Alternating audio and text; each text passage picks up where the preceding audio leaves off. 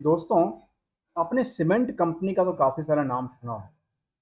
जिसमें एक प्रमुख चेहरा की बात करूं, एक ब्रांड्स की बात करूं तो जेके सीमेंट भी आती थी, जिसका नाम जेके लक्ष्मी सीमेंट।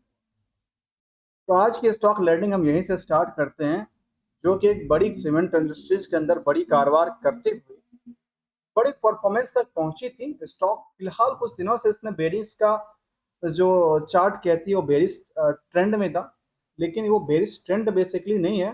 वो देखने को ये लग रही है जो यहाँ पे अभी निवेशक जो है, खास करके जिनके पास वॉल्यूम है, अभी इंटरेस्टेड नहीं है मार्केट में।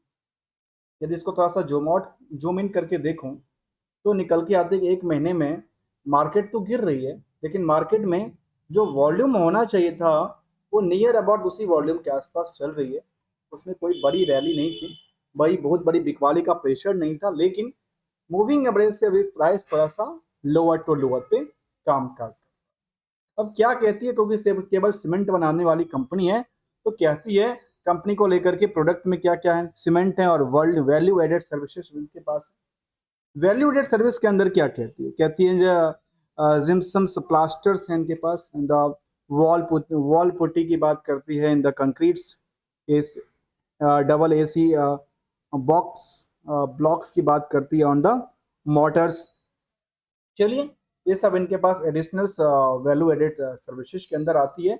जो आप सीमेंट के अलावा कुछ और भी सर्विसेज लेना लेना चाहते हैं, कोई प्रोडक्ट और लेना लेना चाहते हैं, तो आपको जेके लक्ष्मी सीमेंट की से कुछ और प्रोडक्टें मिल सकती है। अब आते हैं स्टॉक को लेकर के क्या कहती है, और कहती है इंडिया का सोच करो, इंडिया अब सोच करो बुलंद। ये ऐसा कुछ हैशटैग टैगलाइन सब चलाती है। मैं इसमें ज्यादा नहीं जा रहा, क्योंकि मैं इसका कोई ना स्पॉन्सर कर रहा हूँ, ना ब्रांड्स के कोई एडवर्टाइजिंग कर रहा हूँ। ओनली मैं इस पार्ट्स को लेकर समझने के प्रयास में था, जो आखिर जो कंपनी है उसके पास केवल सीमेंट इंडस्ट्रीज के अलावा और भी कुछ काम काज करती है, केवल सीमेंट ही बना। जो एक बड़ी टक्कर में देखे जाए तो इसको पीयर्स देखेंगे तो बड़ी बड़ी कंपनियां जिसके साथ टक्कर वाली है, जो कि बीएससी और एनएससी दोनों जगह लिस्टेड है। इसके हम एक एक एस्पेक्ट को समझेंगे, आखिर फाइनेंशियल्स में इनकी स्टैंड लोन डेटा हो या कंसोलिडेट डेटा हो, ये आपस में कैसे कंपेयर करती है, साथ में इसकी परफॉर्मेंस लेवल क्या दर्शाती है। चलिए स्टार्ट करते हैं यहाँ के जर्नी को, जहाँ के जेके लक्ष्मी सीमेंट के बारे में जानते हैं। और इसका बुक वैल्यू की तरफ हम आकलन करके देखें तो ये कहती है 271 का, जबकि इंटरेस्ट रेट थोड़ा सा इससे डबल के आसपास से थोड़ा सा अच्छा परफॉर्मेंस करती है। अब सवाल आता है कि स्टॉक में भीड़ कितनी है। मतलब स्टॉक में भीड़ का मतलब है इस दुकान पे कितने की भीड़ है। मैं उस दुकान की बात कर रहा हूँ जिस दुकान में सीमेंट और कुछ वॉल पुट्टी और कुछ एडिशनल सर्विस बिकती है।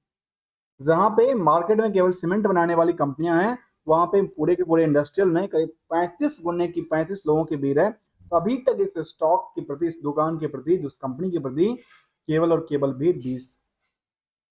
मैं ऐसा क्यों आकलन करता हूँ पता है, दुकान का नाम मार्केट का नाम क्यों लेता हूँ? एक माइंड में सेटअप करने के लिए, जो इस तरह से भीड़ आंकड़ा किया जा सकता है, क्योंकि आपने भीड़ देखा होगा और यही एक भीड़ का आंकड़न सच दिखाता है कि आखिर भीड़ कितना है। और इसके पीछे भी एक कारण है। इसके पीछे भीड़ ये तो वैल्यू दिखाता है, नंबर दिखाता है। इसके पीछे भीड़ में देखने वाली बात है, जो जो नंबर ऑफ शेयर हैं, टोटल 11 करोड़ 80 लाख के आसपास का, उसमें निवेशक कितने हैं, जिसको कहते हैं इन्वेस्टर और जिसको कहिए शेयर होल्डर। हम इसकी बात करेंगे निवेशक को लेकर के, आखिर इसमें कितने निवेशक हैं। ट्रेडिंग के पार्ट को बिल्कुल छोड़ दो, क्योंकि ट्रेडिंग मैं मुझे आती नहीं है, मैं सिखाता नहीं हूँ। और this is a completely fundamentals की पॉइंट आउट को समझता हूँ, साथ में कुछ जो ट्रेंड की बात कहता है एज पर द वॉल्यूम है, उसको आकलन करता हूँ ओनली। तो चलिए, यहाँ पे देखा गया कि ये जो भीड़ बनी है, वो भीड़ किसके बेसिस पे बनी थी, तो ये बनती है ईपीएस के बेसिस पे। आखिर कंपनी कमाती कितनी, सवाल आते हैं कंपनी कितनी कमाती है। तो कमाने के बाद कहती है कि फेस वैल्यू कंपनी का 5 का नॉमिनल है। इस नॉमिनल नोट जो है ना, जो सिक्का है 5 का, वो 5 रुपए का सिक्का 40 रुपए कमाती है, अर्थात 8 गुने की अर्निंग। इस 8 गुने अर्निंग के पीछे जो मार्केट में लोग खड़े हैं, वो 20 गुने की लोग खड़े हैं, जबकि इंडस्ट्रियल के बाकी कंपनियों में 35-36 गुने की भीड़। अब यहां से आकलन करके देखा जाए तो लगता है जो काफी ज्यादा क्या हो सकता है, काफी ज्यादा एक्टिव हो सकता है इसकी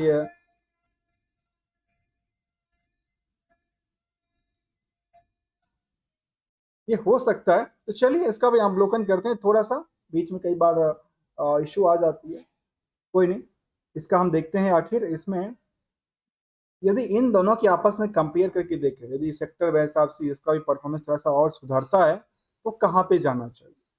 तो ये कह सकती है जो 100% तो आगे जंप नहीं करेगा, नियरली ये कह सकते हैं जो यहाँ से करीब करीब ये 60% के आसपास की जंप कर सकता है।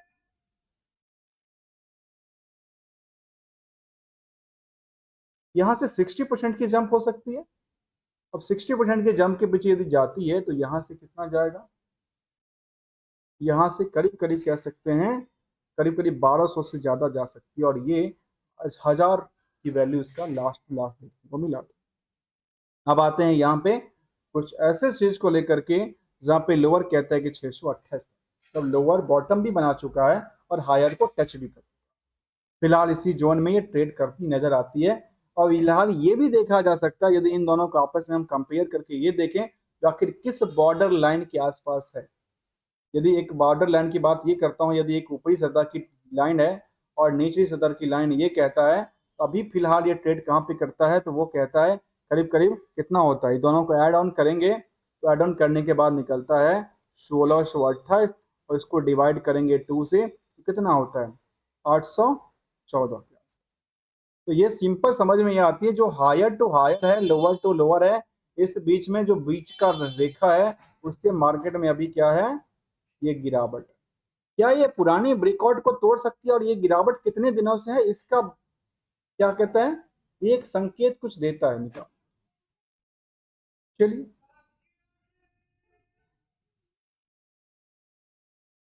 इसको जानते हैं, और ये कहती है यहाँ पे आरओसी के बाद 17% का, आरओई की बात करती है करीब 15% का, और फेस वैल्यू करीब ₹5 का हमने पहले आंकलन किया था, डिविडेंड का ट्रैक रिकॉर्ड भी रहा है 0.83% का। अब आती है कुछ और चीज को लेकर के, जहां पे इस मार्केट में डिमांड बनी, इस दुकान के ऊपर डिमांड बनी है, और डिमांड कहां से बनती है उसका एक कारण और होता है जहां पे ईपीएस में हम समझने वाले हैं। तो ये एक पीएल का पार्ट, ये पीएल का पार्ट मतलब प्रॉफिट एंड लॉस का पार्ट।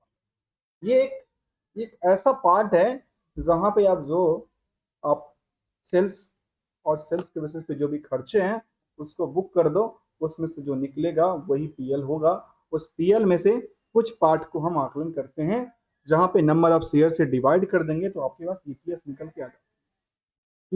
ईपीएस के बाद अब सवाल आता है क्या इसको हम बैलेंस शीट के फिगर से देखना चाहिए कि नहीं, आकलन करना चाहिए। अब इसलिए करना चाहिए, इसलिए हम दो फिगर को आपस में कंपेयर करते हैं, क्योंकि इन दोनों का आपस में यहाँ पे एक गहरा संबंध है। कैसे संबंध है, क्योंकि एक का पार्ट है इंटरेस्ट का, जहां से पीएल के ऊपर नीचे ऊपर से दबाव डालता है, और एक का पार्ट का नाम है उधार सेल्स को लेकर, जहां पे नीचे से पुश करता है प्रॉफिट बुकिंग को लेकर। तो यहाँ पे बात निकल के आती है उधार सेल्स को लेकर के। उधार सेल्स में रिस्क कितना बनता है वो आपको सब पता होगा, इसके बारे में हम क्या जानेंगे, रिस्क फैक्टर को जानेंगे, और यहाँ पे क्या करेंगे, हम रिकंसिलिएशन करेंगे। इसलिए हमने इसका नाम रखा है R2R का। इसमें R2R का मतलब हुआ हम करेंगे रिस्क टू रिकंसिलिएशन को लेकर के, साथ में जानेंगे रिस्क टू रिटर्न के, इन दोनों को सामने एक रखेंगे। चलिए एक नजर डालते हैं जो शॉर्ट समरी है उसके ऊपर, और बाद में चलते हैं स्टेप बाय स्टेप, जहां पे प्रोमोटर्स की होल्डिंग करीब 40% के आसपास की होल्ड करती नजर आती है। तो कहती है JK Lakshmi cement is a part of the JK group, it is a manufacturer and supplier of the cement and related product such as the RMC and the AC AAC and की बाद blocks in the different state in India, अलग अलग state में इनका कारोबार चलती नजर।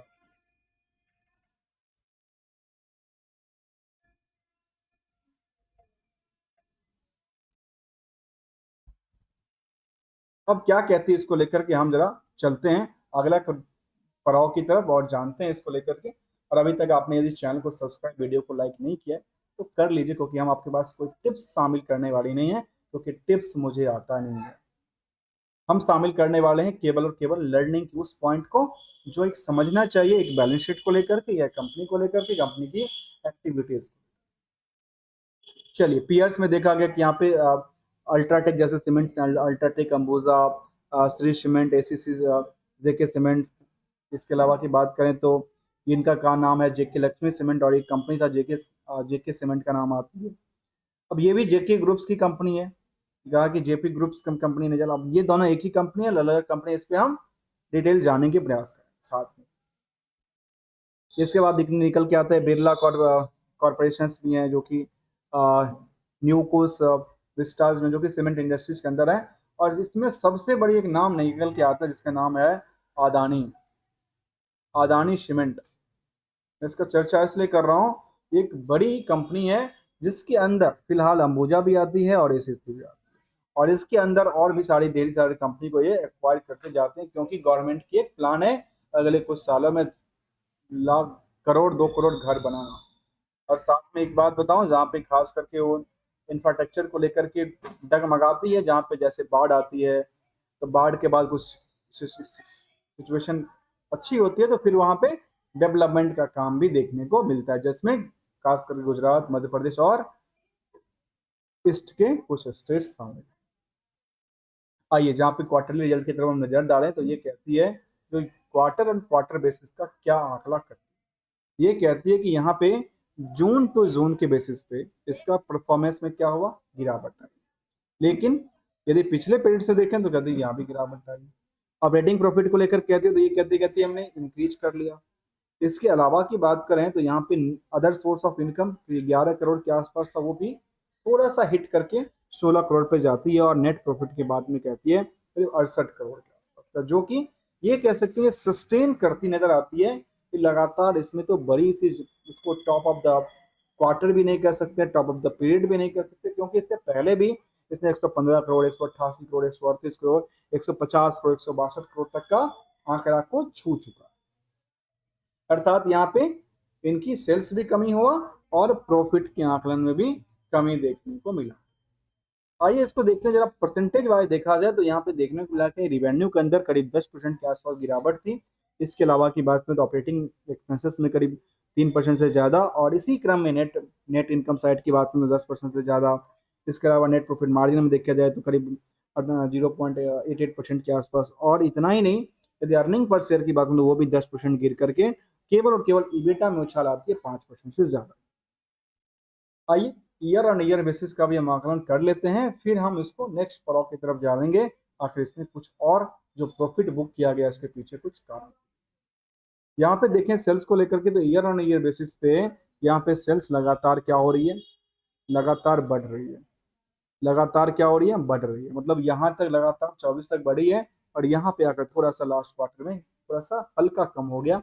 Operating profit की बात करते हैं तो यहाँ पे लगातार थोड़ा सा स्लिप करती नजर आई, जो कि 20% के आसपास था वो 15% के आसपास की रह गई। इसके अलावा की बात करें तो यहाँ पे नेट प्रॉफिट की बात करें तो नेट प्रॉफिट में क्या नजर आती है, 488 करोड़ के आसपास आती है, जो कि पिछले अपने सारे के सारे पिछले रिकॉर्ड को क्या करती है, तोड़ती नजर आती है। मतलब यहाँ तक कंपनी की कोई कमी देखने को फिलहाल नजर नहीं आई, ना बर्डन की बात कर दी है ना कोई कमी की बात करती नजर।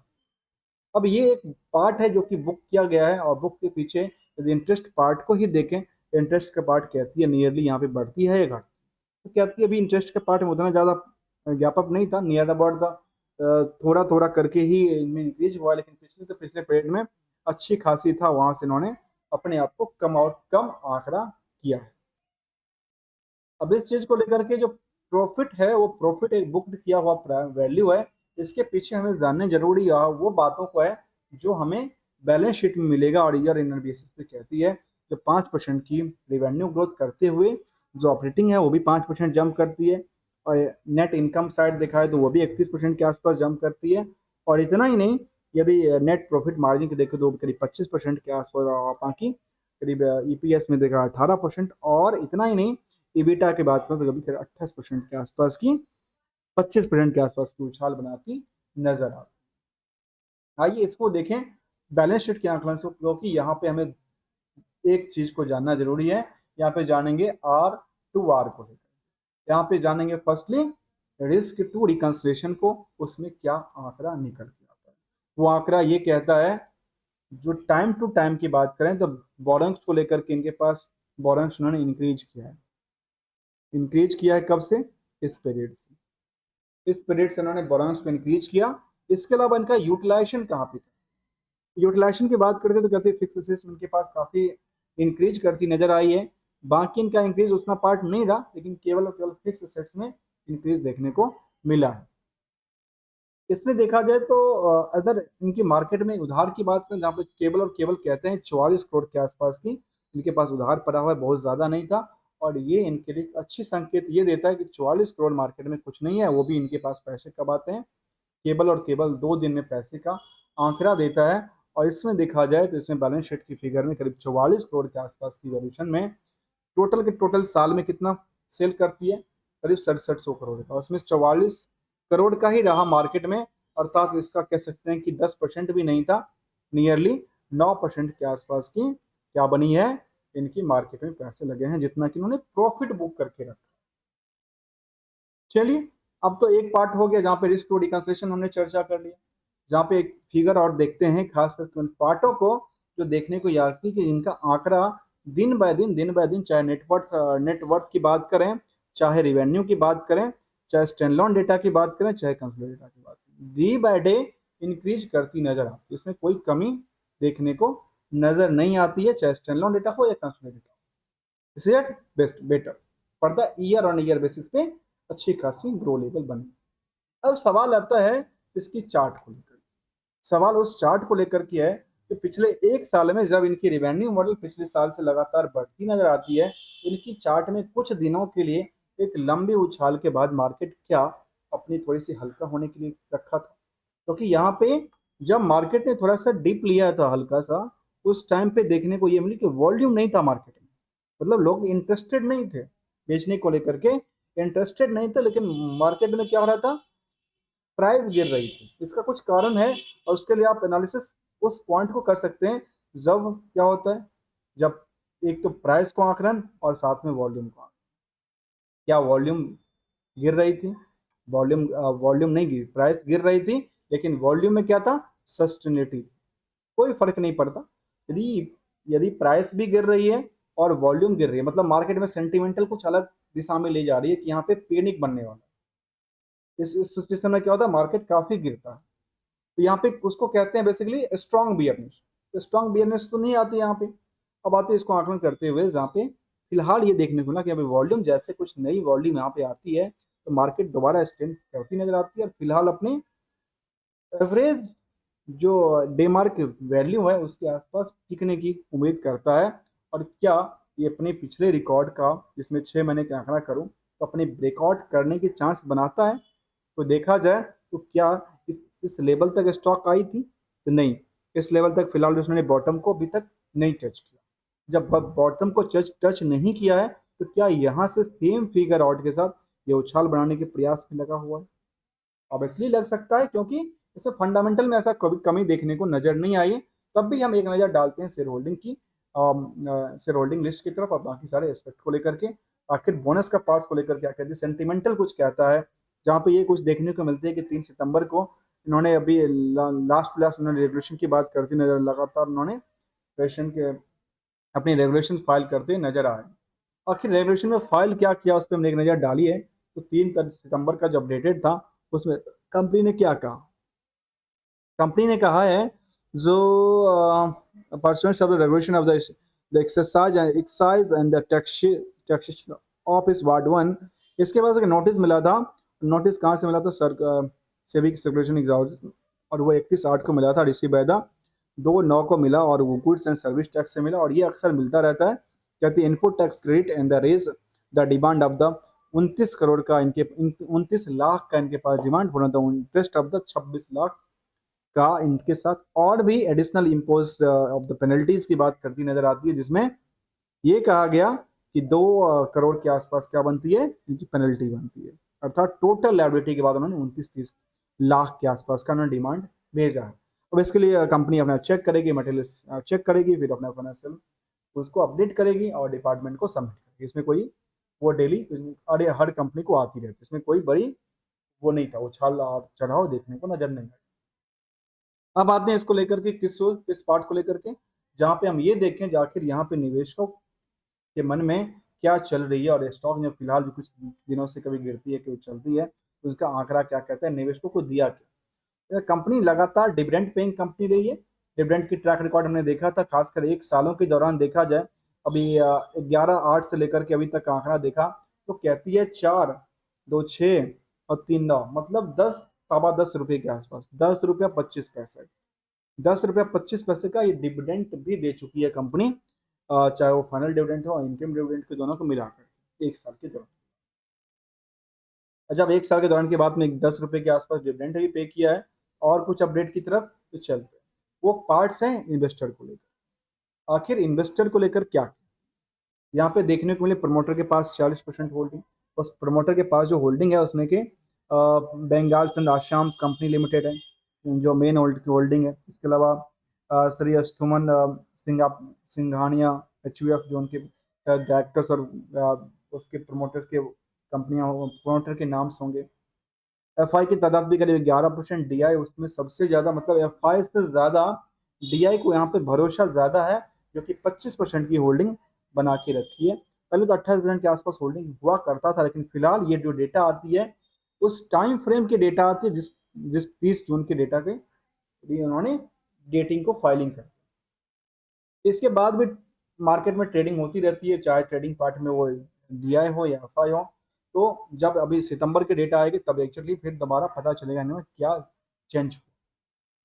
प्रमोटर में इसके अलावा देखा जाए पब्लिक में, तो पब्लिक की होल्डिंग में नियरली ये देखा जा रहा है, जो यहाँ पे 16-17% की होल्डिंग थी उसमें केवल और केवल एक नाम निकल गया, सचिन बंसल। बाकी 1% जो है वो एम्प्लॉय स्टॉक्स इसका नाम पे है, इन्वेस्टर एजुकेशन प्रोटेक्शन फंड के नाम पे है। तो ये एक डेटा निकल के आती है। इसके अलावा की बात करें total number of share holder की बात करें जो कि इस स्टॉक में इन्वेस्टेड में भी, इसका नाम मैं इन्वेस्टर करता हूँ, और इन्वेस्टर को देखा जाए तो यहाँ पे करीब करीब 1,18,000 की बात निकल के आती है, जो कि पहले 1,39,40,000 तक की भीड़ पहुंची थी। फिलहाल भीड़ थोड़ा सा कम है।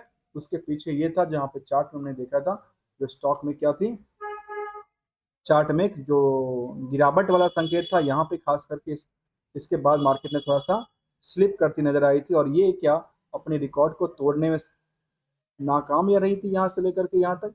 और यदि इसको तोड़ पाती तो शायद इसके बाद ज़्यादा बेटर हो सकता था, लेकिन फिलहाल यहाँ से उस लेवल से चढ़ नहीं पाई। तो क्या ये अगले लेवल के लिए तैयार होती नजर आती है?